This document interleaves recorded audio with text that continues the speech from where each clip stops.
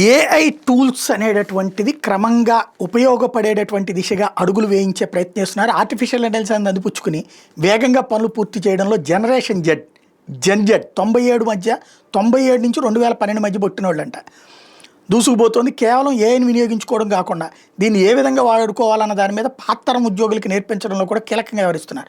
విషయాలు international work place group తాజాగా నిర్వహించిన సర్వేలో వెల్లడైంది.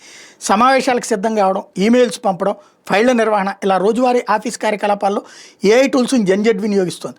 దీంతో సగటున రోజుకి 55 నిమిషాల సమయం ఆదా అవుతున్నట్టు సర్వే వెల్లడించింది. ఈ టూల్స్ వల్ల వాళ్ళు ఒకసారి చేసిన పనిని తిరిగి చేయాల్సిన అవసరం లేకుండా కొత్త కార్యకలాపాల మీద దృష్టి సారించడానికి వీలు కలుగుతుందని తేలింది.